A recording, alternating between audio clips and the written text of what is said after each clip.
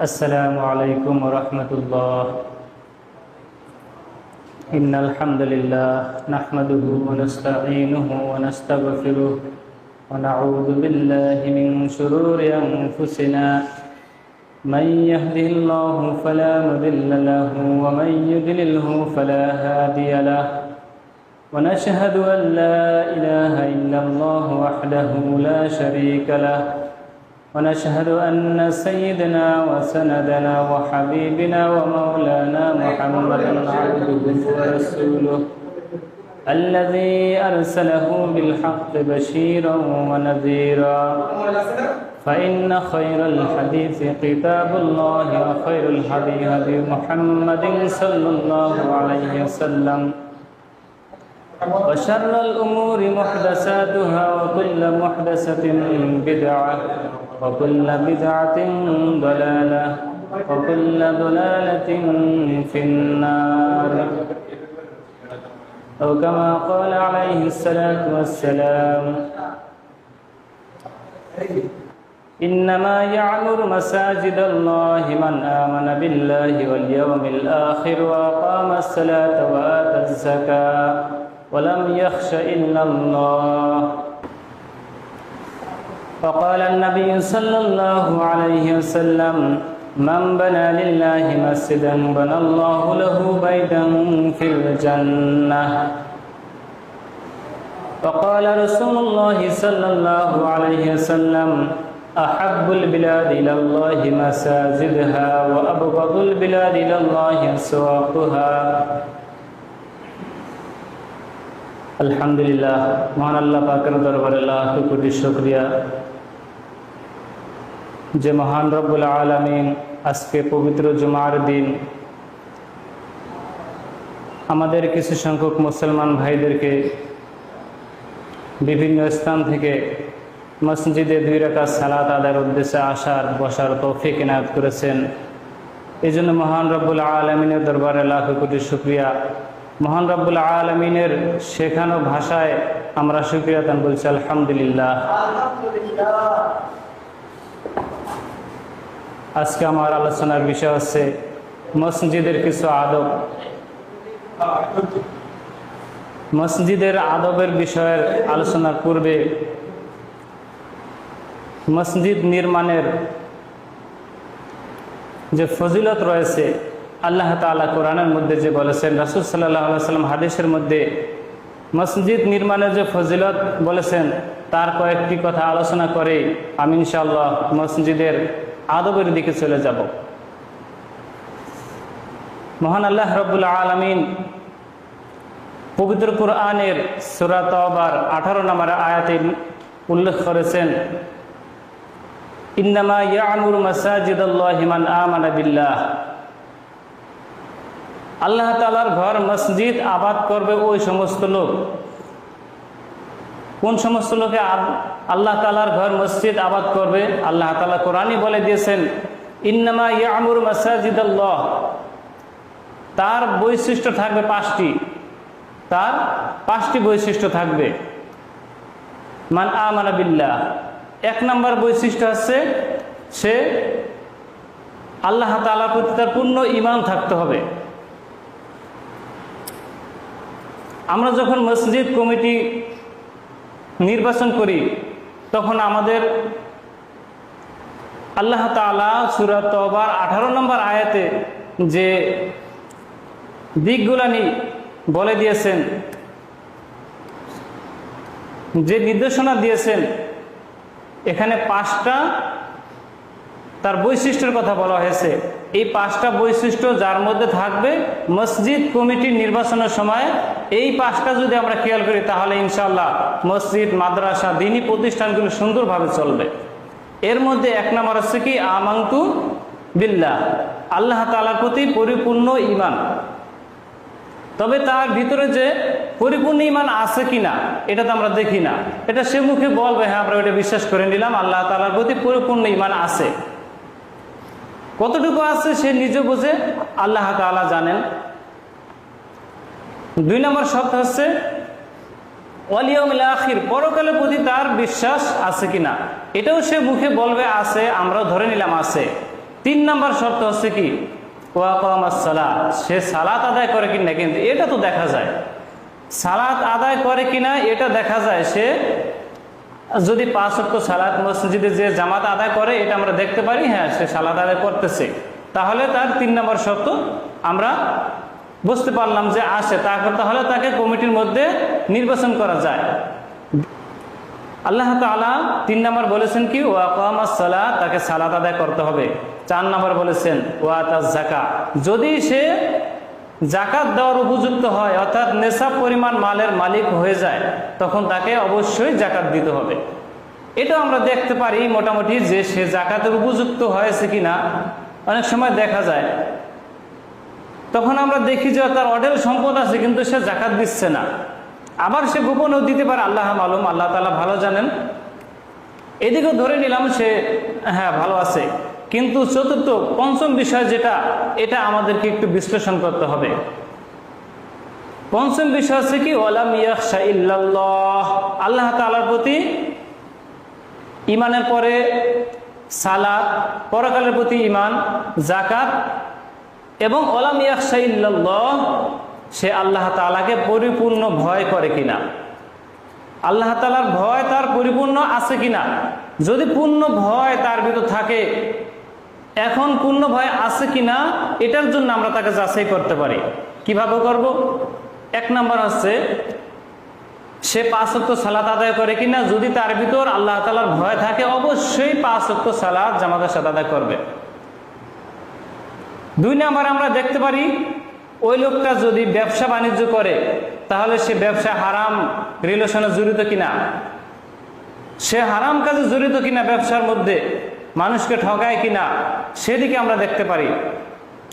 3 নম্বর হচ্ছে সে যদি চাকরি করে, ওইখানে সুদ ঘুষের লেনদেনের মধ্যে জড়িত কিনা, সেটাও আমরা দেখতে পারি যে আসলে এই লোকটা মসজিদ কমিটির, দ্বীনি প্রতিষ্ঠান কমিটি নির্বাচন হওয়ার যোগ্য কিনা, এটা আমরা দেখতে পারি। তারপরে আরো আমরা বিশ্লেষণ করতে পারি ওই লোকটার বাড়ির দিকে আমরা একটু খেয়াল করব, সে তার বাড়িতে তার স্ত্রী তার মেয়েরা পর্দায় থাকে কিনা, বেপর্দায় বাইরে চলাফেরা করে কিনা। যদি তারা বেপর্দায় থাকে, তাহলে আমরা ধরে নিব যে সে আল্লাহ তাআলাকে পূর্ণ ভয় করে না, অথবা সে তার বাড়িটাকে সে পরিচালনা করতে পারতেছে না, তাহলে সে দ্বীনি প্রতিষ্ঠান কিভাবে পরিচালনা করবে, এটাও একটা প্রশ্ন থেকে যায়। এই জন্য আমাদেরকে দ্বীনি প্রতিষ্ঠান, মসজিদ, মাদ্রাসা এইগুলিকে যখন আবাদ করার জন্য কমিটি নির্বাচন করা হয়, তখন আমাদেরকে উচিত যাদেরকে আমরা নির্বাচন করব, এদেরকে আমরা ভালো করে দেখে শুনে বুঝে এরপর আমরা নির্বাচিত করব যে এই লোকটাই যোগ্য। আরো কিছু দেখতে পারি, সে দাড়ি রাখছে কিনা। দাড়ি আল্লাহ তাআলার ভয় না থাকলে সে দাড়ি রাখতে পারে না। আর যারাই দাড়ি রাখে, বোঝা গেল যে তার ভিতর আল্লাহ তাআলার ভয় আছে, যে আল্লাহর রাসূল বলেছেন যে দাড়ি রাখতে হবে, দাড়ি ছেড়ে দিতে বলেছেন। আল্লাহ তাআলার রাসূল দাড়ি কাটতে নিষেধ করেছেন, বলেছেন যে দাড়ি ছেড়ে দাও, বড় হইতে দাও, ছেড়ে দাও, এটা কাটার জিনিস না, এটাকে ছেড়ে দিতে হবে। এই জন্য আমরা তাকে যাচাই করতে পারি যে সে দাড়ি রাখে কিনা। আরেকটি আমরা দেখতে পারি যে সে টাকনু গিরার নিচে লুঙ্গি পায়জামা ঝুলিয়ে পড়ে কিনা। তাহলে যদি দেখা যায় যে না, সে টাকনু গিরার উপরেই পড়তেছে, তাহলে বোঝা গেল যে তার ভিতরে আল্লাহ তাআলার ভয় আছে। ওয়ালাম ইয়াখশা ইল্লাল্লাহ, আল্লাহ তাআলার ভয় তার ভিতর আছে, তাকে আমরা কমিটিতে নির্বাচিত করতে পারি। এরপরে আমরা আরো কিছু দেখব যেগুলি আমাদের মনে আসে। যেরকম তার যদি দেখা যায় বাড়িতে 3-4 জন ছেলে আছে, ওই ছেলেরা তার কন্ট্রোলে আছে কিনা, ওই ছেলেরা তাকে মানে কিনা। অনেক সময় দেখা যায় সে অনেক চেষ্টা করে কিন্তু তার কন্ট্রোলে থাকে না, সেটা ভিন্ন কথা, কিন্তু সে লোকটা চেষ্টাও তুমি একটা করছে না। তাহলে দেখা যাবে কি আমরা এই শর্তগুলা নিয়ে যদি ছুড়ে দেই, সূরা তওবার 18 নম্বর আয়াত যদি আমরা ছুড়ে দেই যে এই শর্তগুলা তোমার মধ্যে যদি থাকে, তাহলে আমরা কমিটিতে নির্বাচিত করব। তাহলে মসজিদ, মাদ্রাসা ইনশাআল্লাহ মুত্তাকিদের যারা পরিচালিত হবে। আল্লাহ তাআলা যাতে আমাদের দ্বীনি প্রতিষ্ঠানগুলো মুত্তাকিদের মাধ্যমে পরিচালিত করেন, আল্লাহ তাআলা আমাদের সে তৌফিক দান করুন, বলুন আমিন। তাই আল্লাহ তাআলার দ্বীনি প্রতিষ্ঠান মসজিদ ঘর, এই ঘর পরিচালনার জন্য আমাদেরকে দিনদার লোকদেরকে নির্বাচিত করতে হবে। যেহেতু আজকে আলোচনার বিষয় হচ্ছে মসজিদের আদব, তাই এই বিষয়গুলো না আমাদেরকে একটু আলোচনা করে নিতে হবে। এরপরে রাসূল সাল্লাল্লাহু আলাইহি ওয়াসাল্লাম মসজিদের গুরুত্ব সম্পর্কে বলেছেন। সহিহ মুসলিমের হাদিস, মান বানা লিল্লাহি মাসজিদান বানাল্লাহু লাহু বাইতান ফিল জান্নাহ। যে ব্যক্তি মসজিদ ঘর নির্মাণ করলো, যে ব্যক্তি মসজিদ ঘর নির্মাণ করলো, আল্লাহ তাআলা তাকে জান্নাতের মধ্যে একটি ঘর নির্মাণ করে দিবেন। সুবহানাল্লাহ। আল্লাহ তাআলা জান্নাতের মধ্যে যে ঘরটা নির্মাণ করবেন, সেই ঘরটাকে আমাদের এই মসজিদের মতন বলেন, মসজিদের মতন না। এই আমাদের এই এলাকার মধ্যে যত বড় প্রভাবশালী লোক আছে, তার যত বড় সুন্দর একটা বিল্ডিং আছে, সুন্দর একটা প্রাসাদ আছে, ওইটার মতন হবে? সারা দুনিয়াতে যত প্রাসাদ আছে, সবচেয়ে দামি যেটা, ওইটার মতন হবে? সারা পৃথিবীকে বিক্রি করলেও জান্নাতের একটা বিল্ডিং এর সমান হবে না, কাছেও যেতে পারবে না, কল্পনার বাইরে এটা। আল্লাহ তাআলা আমাদেরকে যেই জান্নাতের মধ্যে যেই নিয়ামত দিবেন, দুনিয়াতে মসজিদ তৈরি করলে জান্নাতের মধ্যে যে ঘরটা আল্লাহ তাআলা আমাদেরকে দিবেন, ওই ঘরটা এত সুন্দর হবে, এত সুন্দর হবে যেটা আমরা কল্পনাও করতে পারি না। আমাদের ওই রকম ব্রেনটি নাই যে যেই ব্রেন দিয়ে আমরা কল্পনা করব, যে মস্তিষ্ক দিয়ে আমরা কল্পনা করব যে জান্নাতের মধ্যে আল্লাহ তাআলা আমাকে এমন একটা ঘর দিতে পারেন। এটা কি সম্ভব ভাই? কখনোই সম্ভব না। তাহলে আল্লাহ বলেছেন জান্নাতে তাকে একটা ঘর নির্মাণ করে দিবেন, এটা অতিরিক্ত। জান্নাতও দিবেন, দিবেন, আবার দুনিয়াতে মসজিদ তৈরি করার কারণে তাকে জান্নাতে একটা ঘর নির্মাণ করে দিবেন। সেই ঘরটার এত সুন্দর হবে দুনিয়াতে, এটা আমরা কল্পনাও করতে পারি না। তাহলে আমরা মসজিদের প্রতি খেয়াল করব যে কখন কি লাগে না লাগে। মসজিদের মধ্যে বাতি লাগে, ফ্যান লাগে, ইত্যাদি অনেক কিছু লাগে। আমরা যে যতটুকু পারি এতটুকু সহযোগিতা করবো ইনশাআল্লাহ। আল্লাহ তাআলা আমাদের মনের নিয়ত অনুযায়ী আল্লাহ তাআলা আমাদেরকে জান্নাতের মধ্যে গৃহ নির্মাণ করে দিবেন। সুবহানাল্লাহ। এরপর রাসূল সাল্লাল্লাহু আলাইহি ওয়াসাল্লাম বলেছেন, আহাব্বুল বিলাদি ইলাল্লাহি মাসাজিদহা। আল্লাহ তাআলার নিকট সবচাইতে প্রিয় জায়গা কোনটা বলেন? মসজিদ ঘর। আর পরবর্তী বাক্যে আল্লাহ রাসূল বলেছেন সবচেয়ে খারাপ জায়গা হচ্ছে বাজার। এটা একটু না বললে নয়। বাজারটার প্রতি আমাদের এত আগ্রহ, মসজিদের প্রতি এত আগ্রহ নাই, অথচ বাজারটাকে আমরা এরকম ভাবে আমাদের নেওয়া উচিত ছিল যে বাজারে আমরা এই কারণে যাব, আমরা টয়লেটে কি কারণে যাই? জরুরত সারতে যাই না? ওই জরুরত সারার জন্য কতটুকু সময় আমরা ব্যয় করি? যতটুকু প্রয়োজন তার বেশি কি ব্যয় করি? ব্যয় করি না। তদ্রূপ আমরা টয়লেটে যে যতটুকু সময় ব্যয় করি প্রয়োজন মতো, বাজারে এতটুকু প্রয়োজন মতে আমাদের যেতে হবে। আজকে একটা সদায় প্রয়োজন আছে, চালের প্রয়োজন, যে কোনো জিনিসের প্রয়োজন আছে, প্রয়োজনটা হয়েছে সাথে সাথে বাজার থেকে চলে আসতে হবে।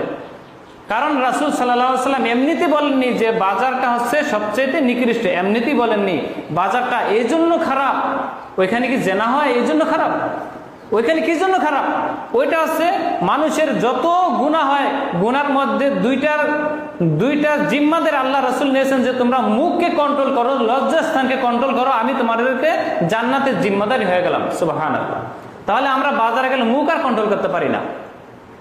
চায়ের দোকানে দেখবেন এরকম একটা পরিস্থিতি, ওইখানে গীবত না হয় এরকম কোন চার দোকান আমার মনে হয় বাংলাদেশে নাই। তাহলে চার দোকানে গেলেই দেখবেন গীবত হইতেছে। কার গীবত হইতেছে? হয় সরকারের গীবত হইতেছে, নেতাদের গীবত হইতেছে, অথবা আমাদের চেয়ারম্যান মেম্বারের গীবত হইতেছে, অথবা আমাদের আশেপাশের লোকজনদের গীবত হইতেছে। আমি যে পাশে বসলাম, বসে হ্যাঁ দেখলাম যে হ্যাঁ ওই লোকটা গীবত করতেছে, আমি বললাম কি হ্যাঁ ঠিকই বলেছে। কি বললাম? ঠিকই বলেছে। এই আমার শুধু ঠিক বলাটার কারণে কি হলো, আমিও গীবতের মধ্যে অংশগ্রহণ করে ফেললাম। তাহলে অবস্থাটা কি হয়ে গেল দেখেন। আল্লাহ রাসূল এমনিতেই বলেছেন যে বাজারটা নিকৃষ্ট, তাই আল্লাহ রাসূল সাল্লাল্লাহু আলাইহি ওয়াসাল্লাম বলেছেন আহাব্বুল বিলাদি ইলাল্লাহি মাসাজিদহা। মসজিদ ঘর সবচেয়ে প্রিয় জায়গা, যত সময় ব্যয় করা যায় এখানে ততই ভালো। ওয়া আবগাদুল বিলাদি ইলাল্লাহি ওয়াসওয়াকুহা। আর সবচেয়ে খারাপ জায়গা হচ্ছে কি বাজার। এই বাজারে যত কম যাওয়া যায় ততই ভালো। তো যাই হোক, রাসূল সাল্লাল্লাহু আলাইহি ওয়াসাল্লাম আমাদেরকে যেভাবে নির্দেশ দিয়েছেন দুনিয়াতে চলার জন্য, আমাদেরকে ওইভাবেই দুনিয়াতে চলতে হবে। মসজিদের ফজিলত সম্পর্কে রাসূল সাল্লাল্লাহু আলাইহি ওয়াসাল্লাম বলেছেন, যে ব্যক্তি মসজিদে আসলো ফরজ সালাতের আদায়ের উদ্দেশ্যে, নিয়ত করে আসলো যে আমি মসজিদে যাব ফরজ সালাত আদায়ের জন্য, তাহলে তাকে আল্লাহ তাআলা একটি কবুল হজের সওয়াব দান করবে। সুবহানাল্লাহ। কবুল হজ, একটি কবুল হজের সওয়াব কতটি নেকি হয়। আমরা বাংলাদেশ থেকে যদি হজ করতে যাই প্রায় ৬-৭ লাখ টাকা খরচ হয়ে যায়। কতটুকু সওয়াব হয় আমরা কি বলতে পারি? কত নেকি হয় আমরা কি বলতে পারি? একটা নেকিও হয় না, একটা নেকিও হয় না। কি হয়? আল্লাহ তাআলা হজ কবুল করলে তাকে জান্নাত দিয়ে দেন, সরাসরি কোনো নেকি দেন না। সুবহানাল্লাহ। আল্লাহ তাআলা জান্নাত দিয়ে দিবেন। তাহলে বাড়ি থেকে যদি আমরা ফরজ সালাত আদায়ের উদ্দেশ্যে মসজিদে আসি, নিয়ত করে আসি, এই নিয়ত করে আসার কারণে আল্লাহ তাআলা আমাদেরকে হজের সওয়াব দিয়ে দিবেন। সুবহানাল্লাহ। এই হাদিসের মধ্যে রাসূল সাল্লাল্লাহু আলাইহি ওয়াসাল্লাম বলেছেন, আর কেউ যদি নফল সালাত আদায়ের উদ্দেশ্য করে বাসা থেকে মসজিদে আসে, যান মসজিদে যে 2 রাকাত নফল সালাত আদায় করব, এই উদ্দেশ্যে আসলে আল্লাহ তাআলা তাকে একটি উমরার সওয়াব দিয়ে দিবেন। সুবহানাল্লাহ। রাসূলুল্লাহ সাল্লাল্লাহু আলাইহি ওয়াসাল্লাম আমাদেরকে মসজিদের আদব সম্পর্কে বিভিন্নভাবে নির্দেশ দিয়েছেন। এই মসজিদের আদবের প্রায় 20 থেকে 25টা আদব বলা যায়, সব কটা বলা সম্ভব না সংক্ষিপ্ত সময়ের মধ্যে। যে কটা বাড়ি বলবো ইনশাআল্লাহ আমরা সকলে যাতে শুনে বুঝে আমল করতে পারে, আল্লাহ তাআলা তৌফিক দান করুন। তাই মসজিদে আসার সময় আদবের মধ্যে 1 নম্বর আদব হচ্ছে, মসজিদে আসার সময় আমাদেরকে পবিত্র হয়ে আসতে হবে। বাড়ি থেকে ওযু করে আসতে হবে, বাড়ি থেকে ওযু করে পাক পবিত্র হয়ে মসজিদে আসতে হবে। আর মসজিদে আয়সা ওযু করা যায়, কিন্তু বাসা থেকে ওযু করে আসাটা ভালো। এরপরে সুগন্ধি ব্যবহার করতে হবে। সুগন্ধি ব্যবহার করে রাস্তা দিয়ে আস্তে আস্তে হেঁটে আসতে হবে, মানে স্বাভাবিক গতিতে হেঁটে আসতে হবে, দৌড় দিয়ে আসা যাবে না। স্বাভাবিক গতিতে রাস্তার দোয়াগুলি, রাস্তায় চলার সময় যে দোয়াগুলি পড়তে হয়, ওই দোয়া পড়তে পড়তে আসতে হবে। আসার সময় রাস্তার মধ্যে যাতে কারোর সাথে গীবত না হয়ে যায়, ঝগড়া না হয়ে যায়, এদিকেও খেয়াল করতে হবে। আর মা বোনেরা যখন মসজিদে আসবেন তখন তারা সুগন্ধি ব্যবহার করতে পারবে না, এটা আল্লাহ রাসূল সাল্লাল্লাহু আলাইহি ওয়াসাল্লাম নিষেধ করেছেন। তারা মসজিদে আসবে স্বাভাবিকভাবে, বোরকা পরে আসবে, তারা নিজের পর্দার খেলাফ যাতে না হয় স্বামীর অনুমতি নিয়ে আসবে, যাতে করে তাদের যদি শরীরে সুগন্ধি ব্যবহার করা হয়, এই সুগন্ধি অন্য পুরুষদের নাকে যদি যায় তারা ঘেরান পাবে, এই ঘেরান পাওয়ার কারণে সে জেনাকারিনীর গুনাহ হয়ে যাবে, নাউজুবিল্লাহ। এই জন্য মা বোনেরা যখন মসজিদে আসবেন তখন সুগন্ধি ব্যবহার করা যাবে না। তারা সাজসজ্জা করবে বাড়িতে একমাত্র তার স্বামীকে দেখাবার জন্য, কিন্তু মসজিদে আসার সময় তারা কোনো সুগন্ধি ব্যবহার করতে পারবে না। এরপরে বলা হয়েছে, আমরা যখন মসজিদে আসি, আসার সময় রাসূল সাল্লাল্লাহু আলাইহি ওয়াসাল্লাম বলেছেন, প্রতি কদমে কদমে আমাদেরকে নেকি দেওয়া হয়। সুবহানাল্লাহ। একটা করে নেকি দেওয়া হয় এবং একটা করে গুনাহ আল্লাহ তাআলা মাফ করে দেন। সুবহানাল্লাহি বিহামদি। তাহলে ভাই মসজিদে আসাটা কি জরুরি? আরেকটা কথা বলি, আল্লাহ রাসূল যে বলেছেন যে মসজিদে আসলে ফরজ সালাত আদায়ের উদ্দেশ্যে যদি আমরা মসজিদে আসি তাহলে আমাদেরকে হজের সওয়াব দিবেন। আচ্ছা, এটা কি নামাজের জন্য দিবেন? কিসের জন্য দিবেন বলেন তো? এটা মসজিদে আসার কারণে দিবেন। আমরা তো নফল সালাত বাড়িতেও করতে পারতাম, বাড়িতে বলে কি উমরা সওয়াব আছে? নাই। মসজিদের ফজিলত এটাই যে মসজিদে আসার কারণে এটা অতিরিক্ত আল্লাহ তাআলা দেন। এই জন্য মসজিদে আসবো আমরা রাসূল সাল্লাল্লাহু আলাইহি ওয়াসাল্লামের পদ্ধতি অনুযায়ী, এবং রাসূল সাল্লাল্লাহু আলাইহি ওয়াসাল্লাম যেভাবে আমাদেরকে আদেশ করেছেন সেভাবেই আমরা মসজিদে আসব, মসজিদে রক্ষণাবেক্ষণ করব। আল্লাহ তাআলা আমল করার তৌফিক দান করুন। এরপরে মসজিদে যখন আমরা ঢুকবো, ঢোকার সময় কিছু নিয়ম আছে। মসজিদে ঢোকার সময় সর্বপ্রথম আমাদেরকে বিসমিল্লাহ বলতে হবে। কি বলতে হবে? বিসমিল্লাহ বলতে হবে। দ্বিতীয় নাম্বার হচ্ছে মসজিদে ঢোকার সময় আমাদেরকে দুরূদ পড়তে হবে। প্রথম বলতে হবে বিসমিল্লাহ, তারপর আসসালাতু ওয়াসসালামু আলা রাসূলিল্লাহ, আসসালাতু ওয়াসসালামু আলা রাসূলিল্লাহ। তারপরে ডান পা দিতে হবে। কোন পা? ডান পা দিতে হবে। এরপরে আমাদেরকে দোয়া পড়তে হবে। আরেকটা হচ্ছে আমাদের দোয়া পড়তে হবে। দোয়াটা কি? আল্লাহুম্মা আফতাহলি আবওয়াব রাহমাতিক। আমরা সকলেই জানি, কিন্তু নিয়ম হয়তো মানি না। দোয়াটা জানি কিন্তু দোয়া করেই ঢুকি, অথচ ডান পা দিয়ে অনেক সময় ঢোকা পড়ে না। আবার অনেক সময় দেখা যায় যে দুরূদ পড়া হয় না, বিসমিল্লাহ পড়া হয় না। কিন্তু এই চারটেই করতে হবে। সর্বপ্রথম কি করতে হবে? বিসমিল্লাহ বলতে হবে। মুখস্থ করে নেন। সর্বপ্রথম কি করতে হবে? বিসমিল্লাহ বলতে হবে। দ্বিতীয় নাম্বার কি করতে হবে? দুরূদ পড়তে হবে। তারপর 3 নম্বরে দোয়া পড়তে হবে। 4 নম্বরে কি? ডান পা দিয়ে প্রবেশ করতে হবে। এই 4টা আমল আমরা নিয়মিত করবো ইনশাআল্লাহ। আল্লাহ তাআলা ওই আমলগুলো নিয়ে পছন্দ করেন যে আমল নিয়মিত করা হয়, যে আমল নিয়মিত করা হয়। আজকে আমল করলাম, কালকে করলাম না, আবার কালকে করলাম, পরশু করলাম, 2 দিন করলাম, বাদ দিয়ে দিলাম, এটা আল্লাহ তাআলা পছন্দ করেন না। যেই আমল নিয়মিত করা হয় আল্লাহ তাআলা সেই আমল পছন্দ করেন। আজকে থেকে অভ্যাস করবেন। আমি আর একটু সলিউশন দিয়ে দিই। সেটা হচ্ছে, ধরেন মসজিদে ঢুকছেন কিন্তু দোয়া পড়তে মনে নেই। এখন কি করবেন? বর্তমান যুগে আমরা কি করি? ঢুকছি। আগের যুগের আলেম ওলামারা তারা কি করতে জানেন? তারা যখন একটা কাজ করতে যেত, তাদের আমলটা করতে খেয়াল নাই, ভুলে গিয়েছে, তখন তারা আবার রিপিট করত। এক আলেম একবার বাথরুমে গিয়েছে, দোয়া পড়তে মনে নাই। বাথরুমে যে আবার বের হয়ে গেছে, বের হয়ে আবার পুনরায় দোয়া পড়ে এবার বাথরুমে ঢুকছে। কিন্তু আমাদের এটাই করা উচিত। যদি দেখেন যে মসজিদে ঢুকে গেছি, দোয়া পড়তে মনে নাই, দুরূদ পড়তে মনে নাই, বিসমিল্লাহ পড়তে মনে নাই, তাহলে আবার বের হয়ে যাবেন। বের হয়ে আবার বিসমিল্লাহ বলবেন, দুরূদ পড়বেন, দোয়া পড়বেন, ডান পা দিয়ে প্রবেশ করবেন। এটাতে লাভ হবে কি জানেন? এটাতে লাভ হবে, আমি যে আজকে বের হয়ে গেছি, আগামীকালকে এটা আমার ভুল হওয়ার সম্ভাবনা থাকবে না, কালকে আমার এটা মনে থাকবে। এই জন্য আমরা এটা রিপিট করব। যদি ভুলে ঢুকে যাই, আবার বের হয়ে আবার দোয়া করে আবার ঢুকবো ইনশাল্লাহ। সবাই পারবো না? ইনশাল্লাহ। এরপরে মসজিদে ঢোকার পরে আমাদের কাজটা কি? মসজিদে আদবের মধ্যে আরেকটা কাজ হচ্ছে, মসজিদে ঢোকার পরে আল্লাহ রাসূল বলেছেন, সহিহ বুখারী 444 নম্বর হাদিস, রাসূল সাল্লাল্লাহু আলাইহি ওয়াসাল্লাম বলেছেন, ইযা দাখালা আহাদুকুমুল মসজিদ, যখন মসজিদে প্রবেশ করবে, যখন, আল্লাহ রাসূল বলেছেন কেউ যখন মসজিদে প্রবেশ করবে, এটা নামাজের সময় হোক বা নামাজের বাইরে হোক, যে কোনো সময় হোক, আল্লাহ রাসূল বলেছেন যখনই মসজিদে প্রবেশ করবে, ফালা ইয়াজলিস, সে যেন বসে না, হাত্তা ইউসাল্লি রাকাতাইন, যতক্ষণ পর্যন্ত সে 2 রাকাত সালাত আদায় না করে। আমাদের বাংলাদেশের দিকে তাকালে দেখা যায় এই আমলটা অধিকাংশ মসজিদে নাই। একমাত্র সালাফি মানহাজের মসজিদগুলি ব্যতীত অন্য কোনো মসজিদে এটা দেখা যায় না, অন্য মসজিদ এটা দেখা যায় না। অথচ আল্লাহ রাসূলের আদেশ, আচ্ছা আদেশ মানা কি জরুরি কিনা বলেন তো?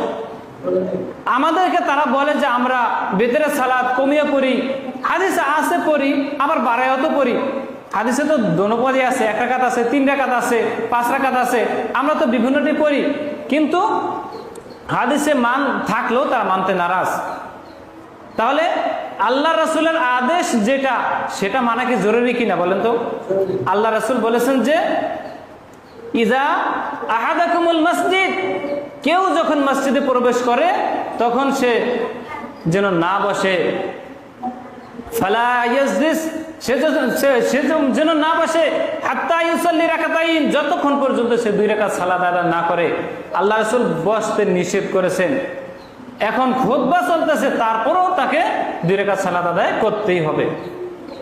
তা মসজিদের আদব হচ্ছে 2 রাকাত সালাত আদায় করে বসতে হবে। এখানে আরেকটু মাসালা বলে দেই, সেটা হচ্ছে মসজিদে আসছেন, আমাকে সুন্নত পড়তে হবে, সুন্নতটা পড়তে হবে।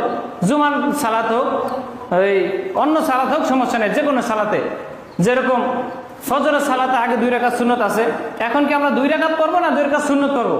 যে কোনো সালাত পড়বেন, সমস্যা নাই। 2 রাকাত সুন্নত, ওটা পড়লেও মসজিদের হকটা আদায় হয়ে যাবে। মসজিদের হক 2 রাকাত সুন্নত পড়লেও আদায় হয়ে যাবে। আবার আয়েশা যদি সাথে সাথে দেখেন যে ফরজ চলতেছে, বসতে পারবেন না, ওই ফরজ অংশগ্রহণ করতে হবে, তাহলেও আদায় হয়ে যাবে। কিন্তু যে কোনো সালাত পড়তে হবে, না পড়ে বসা যাবে না, এটা হচ্ছে নিয়ম। এরপরে আমরা মসজিদে আয়েশা কিছু বিদআত দিয়ে নামাজ শুরু করি, সেটা মাযহাবী ভাইদেরকে দেখা যায় তাদের গরমের কারণে বা অনেকে না বুঝেও করে। সেটা হচ্ছে আয়েশাই কি করে, সালাতে দাঁড়ায় যায়, ইন্না জাহাতু পরে, ইন্না জাহাতু অর্থাৎ অনেকে জায়নামাজের দোয়া বলে থাকে, জায়নামাজের দোয়া পড়ে, এই দোয়াটা পরে একটা বিদআত করলো, তারপর আবার নাওয়াইতুন পড়লো, আর একটা বিদআত করলো। এরপর যদি ইমাম সাহেবের পিছনে পড়ে তখন বললো কি ইফতাদাইতু বিহাদাল ইমাম।